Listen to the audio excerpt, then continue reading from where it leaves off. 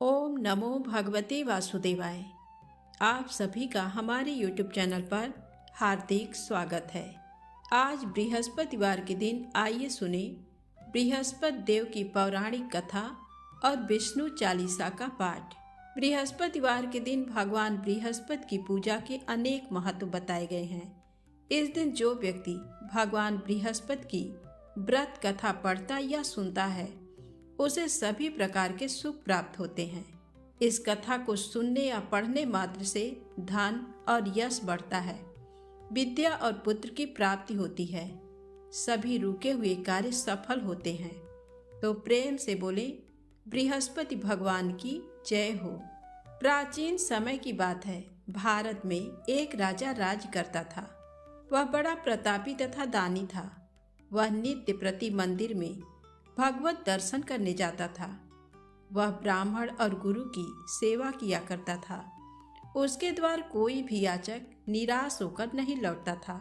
वह प्रत्येक गुरुवार को व्रत रखता एवं पूजन करता था, गरीबों की सहायता करता था।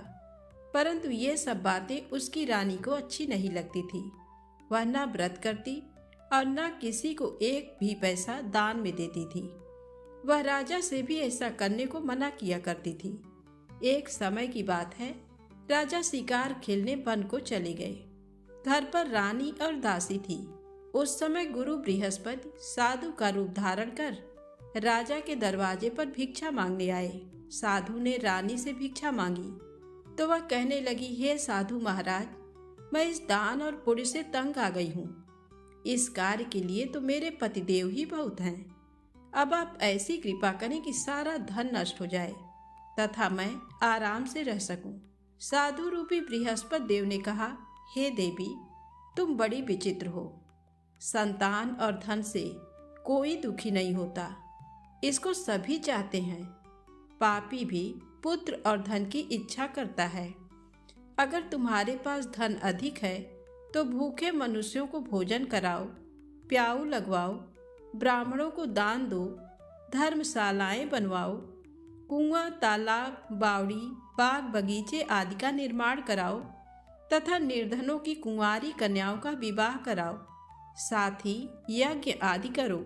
इस प्रकार के कर्मों से आपके कुल का और आपका नाम परलोक में भी सार्थक होगा एवं तुम्हें भी स्वर्ग की प्राप्ति होगी।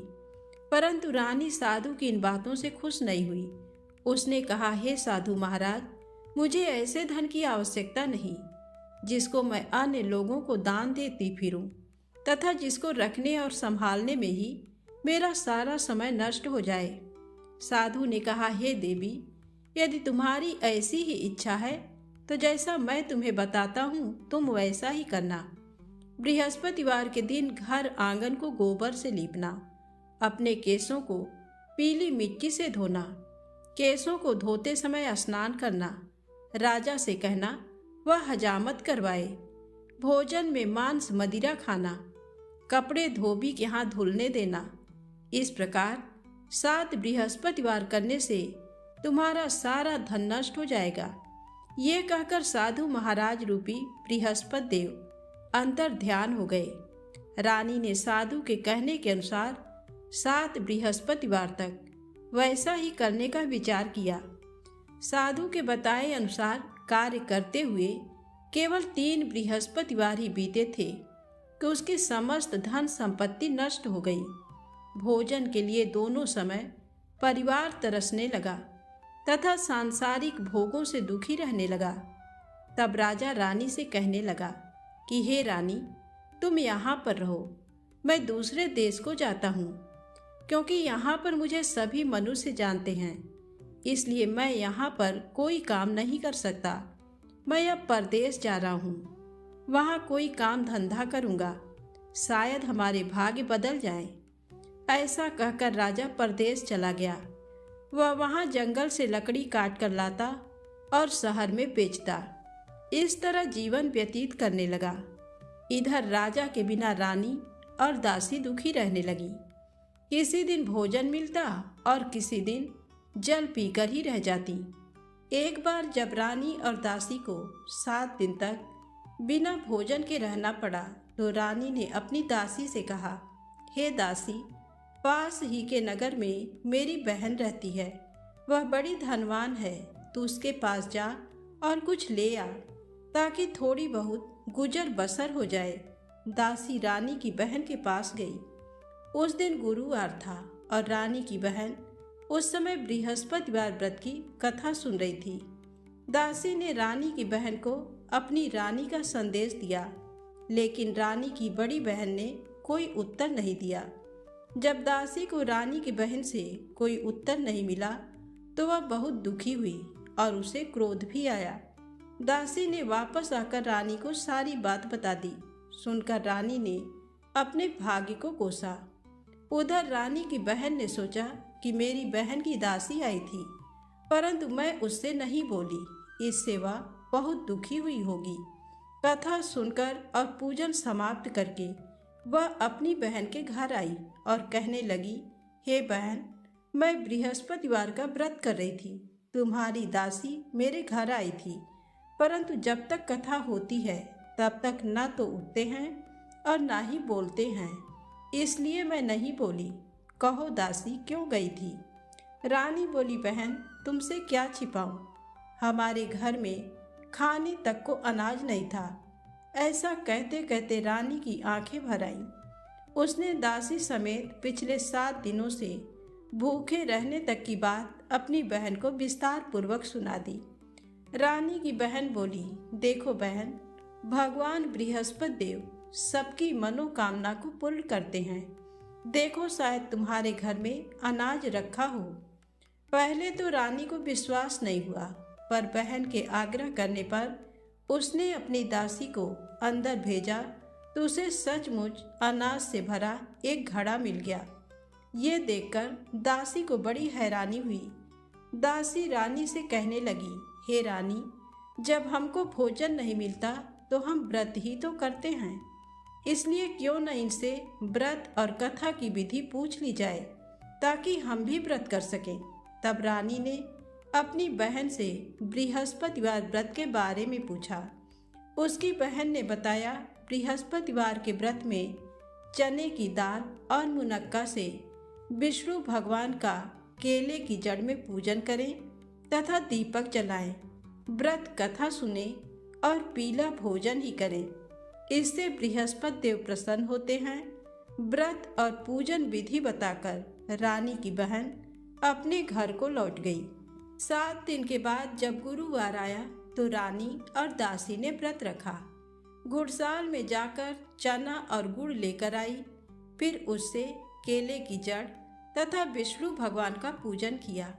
अब पीला भोजन कहाँ से आए, इस बात को लेकर दोनों बहुत दुखी थे। चूंकि उन्होंने व्रत रखा था, इसलिए बृहस्पति देव उनसे प्रसन्न थे। इसलिए वे एक साधारण व्यक्ति का रूप धारण कर 2 थालों में सुंदर पीला भोजन दासी को दे गए। भोजन पाकर दासी प्रसन्न हुई और फिर रानी के साथ मिलकर भोजन ग्रहण किया। उसके बाद वे सभी गुरुवार को व्रत और पूजन करने लगी। बृहस्पति भगवान की कृपा से उनके पास फिर से धन संपत्ति आ गई, परंतु रानी फिर से पहले की तरह आलस्य करने लगी।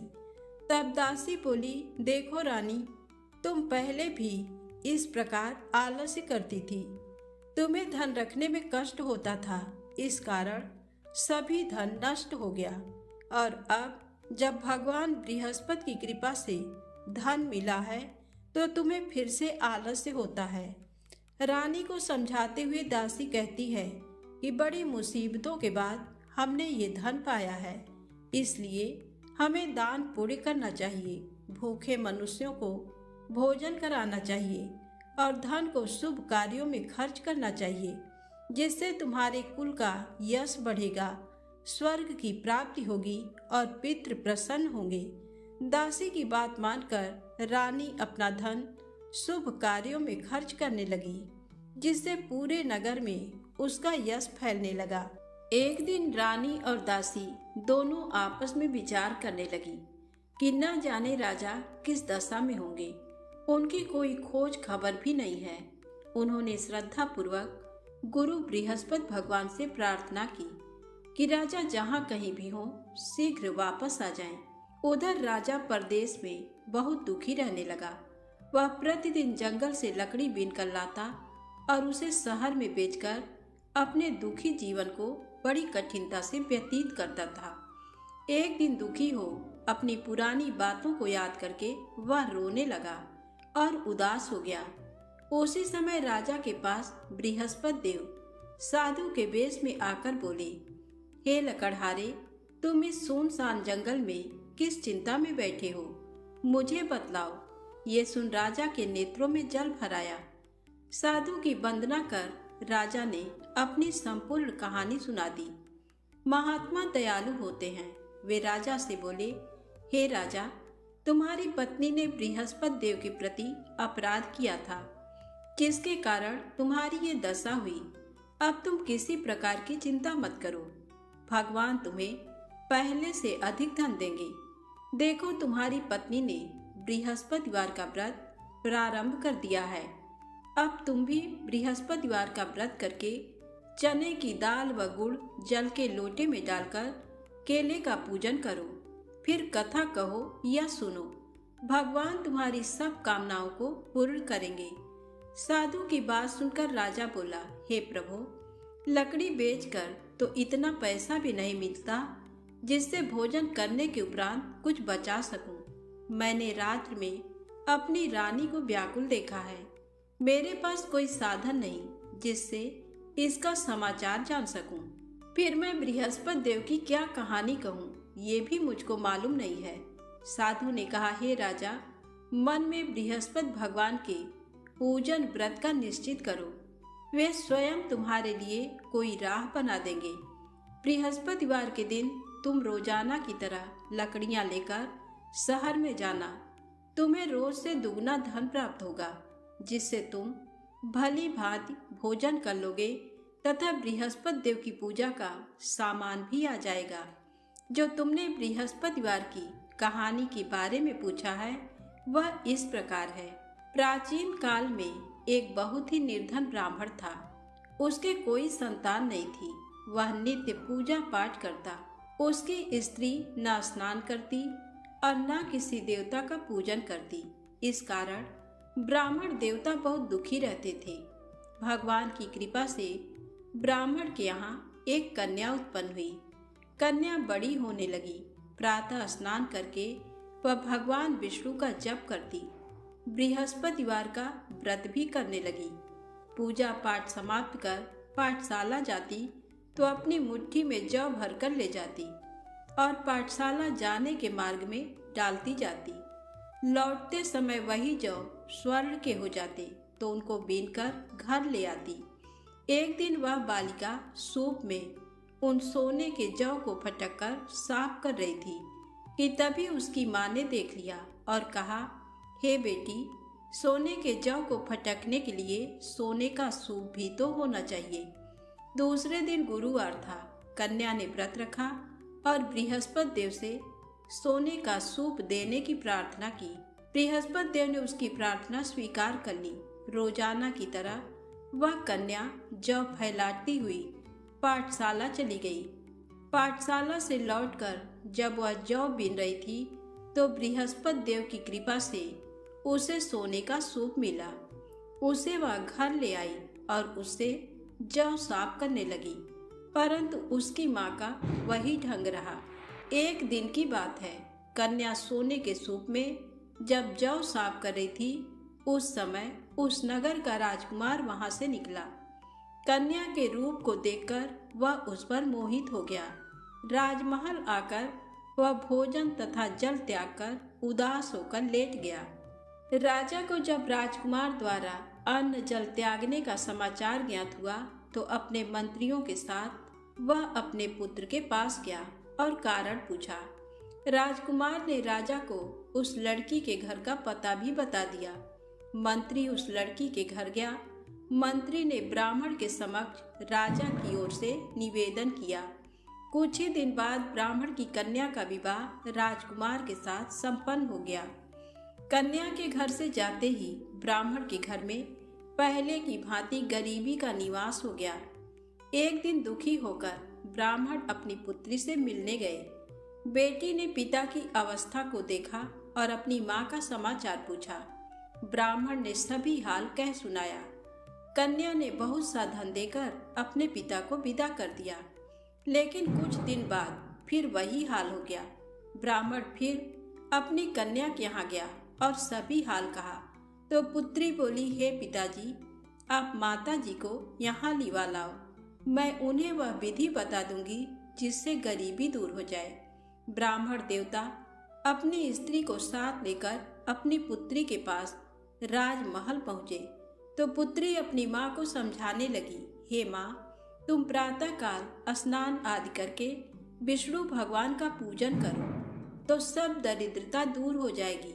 परंतु उसकी माँ ने उसकी एक भी बात नहीं मानी। वह प्रातःकाल उठकर अपनी पुत्री के बच्चों का बचा जूठन खा लेती थी। एक दिन उसकी पुत्री को बहुत गुस्सा आया। उसने अपनी माँ को एक कोठरी में बंद कर दिया। प्रातःकाल उसने स्नान आदि करा के पूजा पाठ करवाया तो उसकी माँ की बुद्धि ठीक हो गई। इसके बाद वह नियम से पूजा पाठ करने और प्रत्येक बृहस्पतिवार को व्रत रखने लगी। इस व्रत के प्रभाव से मृत्यु के बाद वह स्वर्ग को गई। वह ब्राह्मण भी सुखपूर्वक इस लोक का सुख भोगकर स्वर्ग को प्राप्त हुआ। इस तरह कहानी कहकर साधु देवता वहां से अंतर ध्यान हो गए। धीरे धीरे समय व्यतीत होने पर फिर बृहस्पतिवार का दिन आया। राजा जंगल से लकड़ी काटकर शहर में बेचने गया। उसे उस दिन और दिनों से अधिक धन मिला।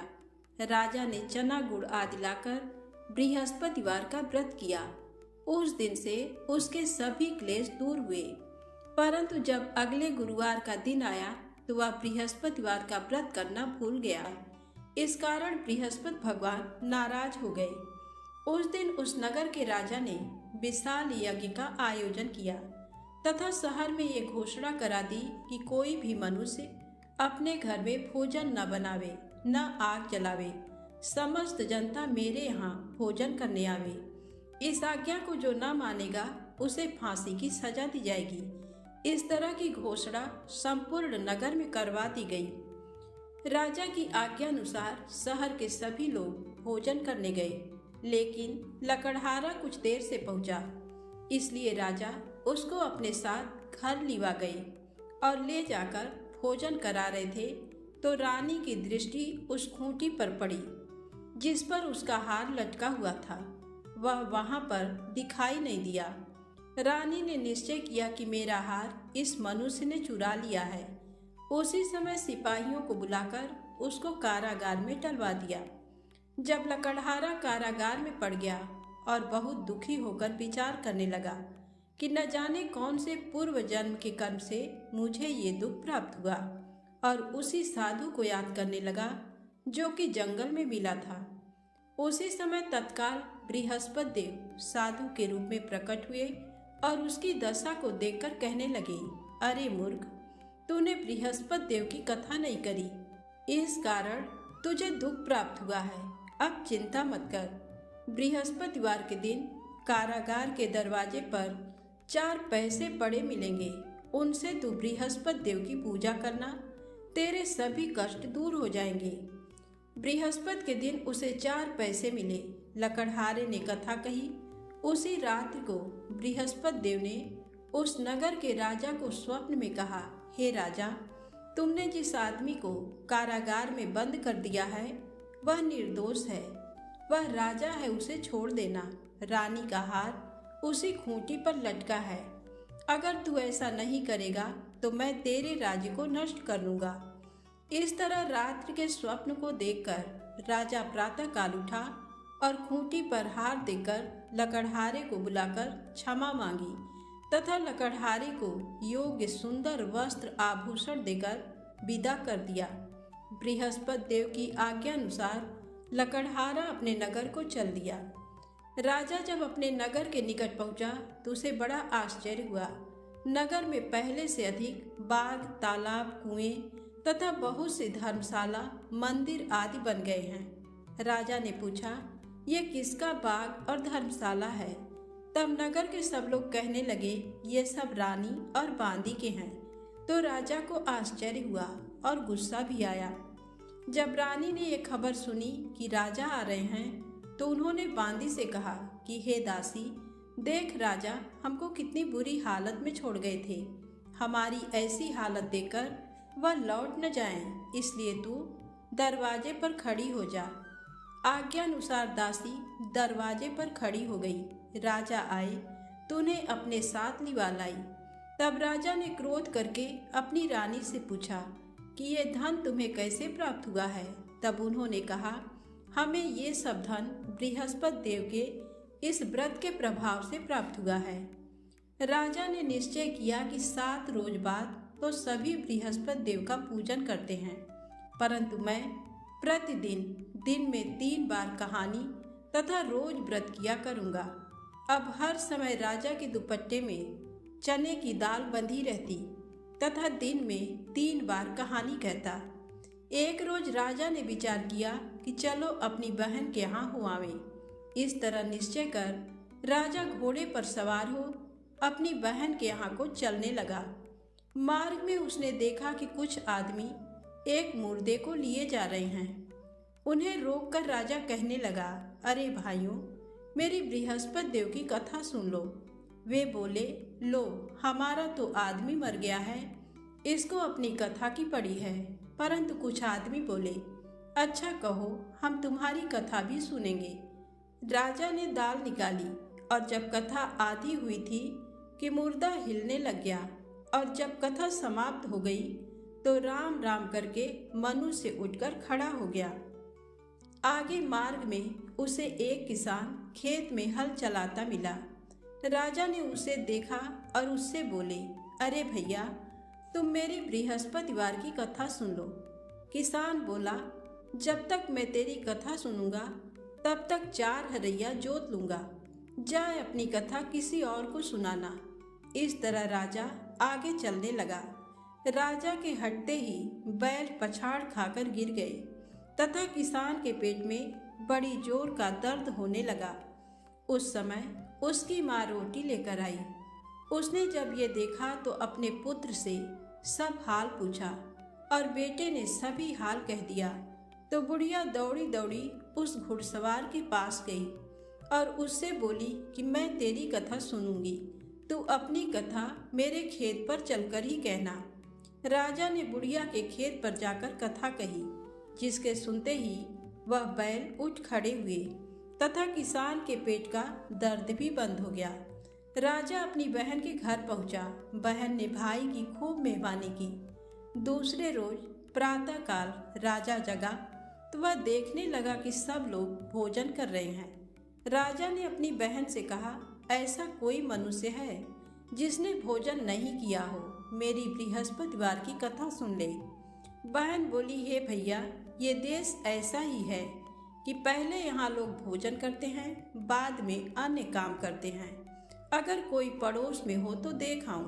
वह ऐसा कहकर देखने चली गई, परंतु उसे कोई ऐसा व्यक्ति नहीं मिला जिसने भोजन न किया हो। अतः वह एक कुम्हार के घर गई, जिसका लड़का बीमार था। उसे मालूम हुआ कि उनके यहाँ 3 रोज से किसी ने भोजन नहीं किया है। रानी ने अपने भाई की कथा सुनने के लिए कुम्हार से कहा। वह तैयार हो गया। राजा ने जाकर बृहस्पतिवार की कथा कही, जिसको सुनकर उसका लड़का ठीक हो गया। अब तो राजा की प्रशंसा होने लगी। एक रोज राजा ने अपनी बहन से कहा कि हे बहन, हम अपने घर को जाएंगे, तुम भी तैयार हो जाओ। राजा की बहन ने अपनी सास से कहा। सास ने कहा, हाँ चली जा, परंतु अपने लड़कों को मत ले जाना, क्योंकि तेरे भाई के कोई औलाद नहीं है। बहन ने अपने भैया से कहा, हे भैया, मैं तो चलूंगी, पर कोई बालक नहीं जाएगा। राजा बोला, जब कोई बालक नहीं चलेगा तब तुम ही क्या करोगी। बड़े दुखी मन से राजा अपने नगर को लौट आया। राजा ने अपनी रानी से कहा, हम निर्वंशी हैं, हमारा मुंह देखने का धर्म नहीं है और कुछ भोजन आदि नहीं किया। रानी बोली, हे प्रभु, बृहस्पति देव ने हमें सब कुछ दिया है, वह हमें औलाद अवश्य देंगे। उसी रात को बृहस्पति देव ने राजा से स्वप्न में कहा, हे राजा उठ, सभी सोच त्याग दे, तेरी रानी गर्भ से है। राजा को ये बात सुनकर बड़ी खुशी हुई। 9वें महीने में उसके गर्भ से एक सुंदर पुत्र पैदा हुआ। तब राजा बोला, हे रानी, स्त्री बिना भोजन के रह सकती है, पर बिना कहे नहीं रह सकती। जब मेरी बहन आवे तुम उससे कुछ कहना मत। रानी ने सुनकर हाँ कर दिया। जब राजा की बहन ने ये शुभ समाचार सुना तो वह बहुत खुश हुई तथा बधाई लेकर अपने भाई के यहाँ आई। तभी रानी ने कहा, घोड़ा चढ़कर तो नहीं आई, गधा चढ़ी आई। राजा की बहन बोली, भाभी मैं इस प्रकार न कहती तो तुम्हें औलाद कैसे मिलती। बृहस्पति देव ऐसे ही हैं, जैसी जिसके मन में कामनाएं हैं सभी को पूर्ण करते हैं। जो सद्भावना पूर्वक बृहस्पतिवार का व्रत करता है एवं कथा पढ़ता है अथवा सुनता है, दूसरों को सुनाता है, बृहस्पति देव उसकी सभी मनोकामना पूर्ण करते हैं। प्रेम से बोलें बृहस्पति भगवान की जय हो। अब आइए सुने विष्णु चालीसा पाठ। विष्णु सुनिए विनय, सेवक की चित लाय, कीरत कुछ वर्णन करूं, दीजय ज्ञान बताए। नमो विष्णु भगवान खरारी, कष्ट न सामन अखिल बिहारी। प्रबल जगत में शक्ति तुम्हारी, त्रिभुवन फैल रही उजियारी। सुंदर रूप मनोहर सूरत, सरल स्वभाव मोहनी मूरत। तन पर पीतांबर अति सोहत, बैजंती माला मन मोहत। शंख चक्र कर गदा बिराजे, देखत दैत्य असुर दल भाजे। सत्य धर्म मद लोभ न गाजे, काम क्रोध मद लोभ न छाजे। संत भक्त सज्जन मन रंजन, धनुजय असुर दुष्टन दल गंजन। सुख उपजाय कष्ट सब भंजन, दोष मिटाय करत जन सज्जन। पाप काट भव सिंधु उतारण, कष्ट नाश कर भक्त उबारण।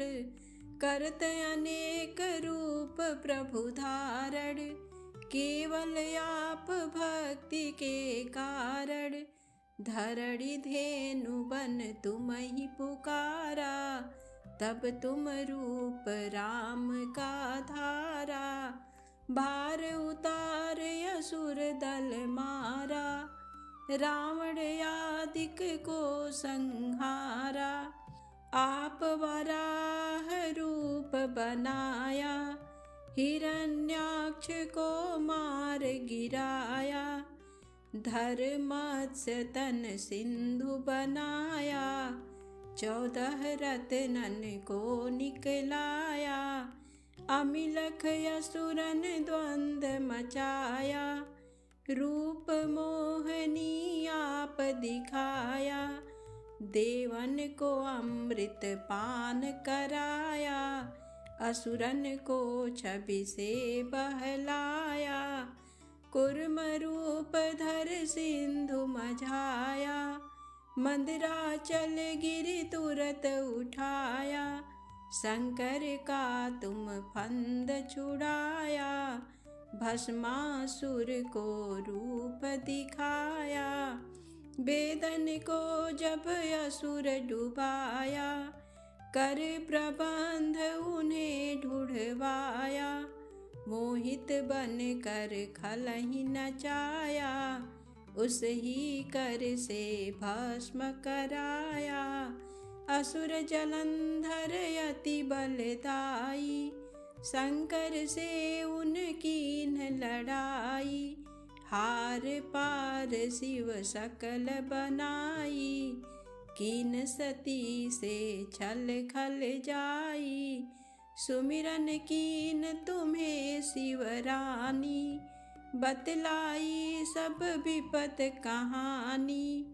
तब तुम बने मुनीश्वर ज्ञानी, वृंदा की सब सुरति भुलानी।